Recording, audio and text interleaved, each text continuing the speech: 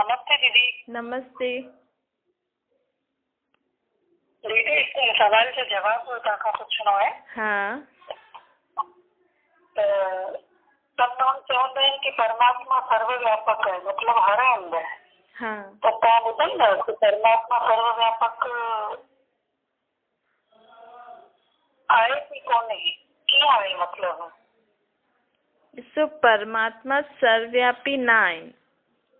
इन जो असां तव्हांखे ॿुधाए सघंदा आहियूं। परमात्मा अगरि परमात्मा जी महिमा पाण छा ॻाईंदा आहियूं कि वो सुख जो सागर आहे, सुख शांती ॾींदो आहे ऐं दुख हरंदो आहे। ऐं पाण चऊं था परमात्मा सर्वव्यापी आहे, इन जो मतिलबु सभिनि जॻह परमात्मा आहे। तव्हां में बि परमात्मा, मूं में बि परमात्मा। पाण जेकी चीजूं यूज़ था करूं उहो बि उन में बि परमात्मा आहे। त पाण खे सभिनि खां छा मिलणो खपे? सुख ई मिलणो खपे न। लेकिन सभिनि चीजनि मां या सभिनि मनुष्य आत्मा मां तव्हांखे सुख मिलंदो आहे? तव्हांखे जीवन में जेतिरा संबंधी अथव, जेतिरा बि चीजूं तव्हां सुबुह खां शाम ताईं राति ताईं यूज़ था करो, सभिनि में तव्हांखे सुख मिलंदो अथव?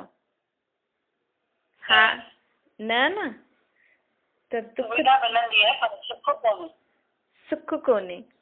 कॾहिं न कॾहिं उहा सुविधा बि हानिकारक थी वेंदी आहे। कोई पाण खे सुविधा ॾियण थो चाहे लेकिन उनजे मन में बि बुरो वीचार हूंदो अथसि। त इहा त पहिरीं ॻाल्हि थी वई जंहिंसां पाण ॼाणे सघंदा आहियूं कि परमात्मा सर्वव्यापी न आहे। ॿी ॻाल्हि आहे कि अगरि परमात्मा सर्वव्यापी आहे त तव्हां हेॾा मंदिर आदि छो था ठाहियो? तव्हां भॻवान में घर में बि माण्हू अलॻि स्थान ठाहींदा आहिनि मंदिर न, हुते ई भॻवान देवी देवताउनि जी मूर्ति रखंदा आहिनि, हुते उन्हनि खे भोग आदि पाठ आदि कंदा आहिनि। त परमात्मा सर्वव्यापी आहिनि त पाण खे मंदिर आदि ठाहिणो ई न खपे न। जेका बि उन्हनि जे साथ रहण वारा माण्हू आहिनि, जेकी बि चीजूं यूज़ था करनि, उनजी पूजा करनि, उन्हनि खे भोग लॻाइनि, उन्हनि जी महिमा ॻाइनि न। भई उन में परमात्मा आहे न, त पोइ ईअं छो न कंदा आहिनि? हिन जो मतिलबु परमात्मा सर्वव्यापी न आहे। असां हिन हिसाब सां चईंदा आहियूं। टी ॻाल्हि आहे कि अगरि परमात्मा सर्वव्यापी आहे, सम्झो तव्हां में परमात्मा आहे ऐं तव्हां सां गॾु मां रहां थी, त तव्हां त मुंहिंजे साम्हूं ई आहियो न।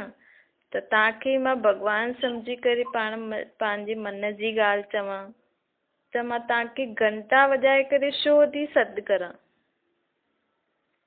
त ज़रूरु परमात्मा ॿी कहिड़ी जॻह रहंदो आहे, इन करे माण्हू उनखे घंटा वॼाए करे सॾु था करनि। ॾिसो, तव्हां घर में अलॻि रूम ठाहियो अथव भॻवान जो, त बि घंटी वॼाए करे उनखे उथायो था, उनखे सॾु था करो। मंदिर में बि परमात्मा जे लाइ मिलण जे लाइ वेंदा आहिनि, तॾहिं बि घंटा वॼाए उनखे सॾु कंदा आहिनि, अचु अचु अचु।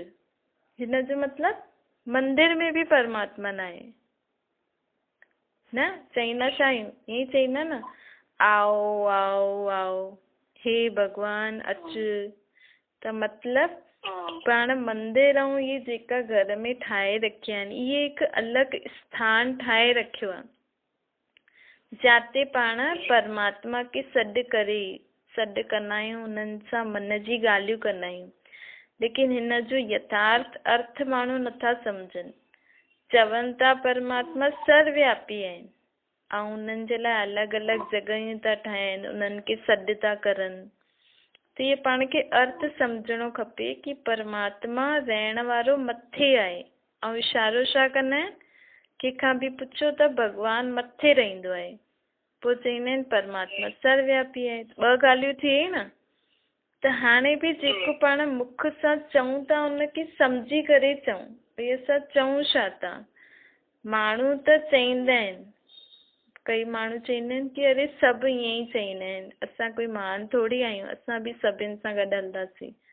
लेकिन पाण खे हमेशह जेको बि मुख सां पाण शब्द चऊं था हुनजो अर्थ सहित मुख सां कढणो खपे, ईअं ई न चइणो आहे।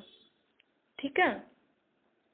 त हाणे पंहिंजे मन में जेकी भी असां 4 ॻाल्हियूं ॿुधायूंसीं उहो पहिरियों वीचार कजो। अगर तव्हांखे ठीक लगन त तव्हां सोचजो कि हाँ परमात्मा सर्वव्यापी न आहे, रहण वारो मथे आहे परम धाम में, हिन सृष्टि खां परे, चांद तारा सूर्य खां परे, फरिश्तनि जी दुनिया खां परे, निराकारी दुनिया में परमात्मा रहंदा आहिनि। हुतां पाण भी आया आहियूं, पाण हिते दुखी थी आया आहियूं, इन करे उनखे सॾु कंदा आहियूं, अच असांखे सुख जी राह ॾेखारे, असांखे वठी हल। ठीकु आहे? जी जी दीदी, थैंक यू। हाँ, थैंक यू।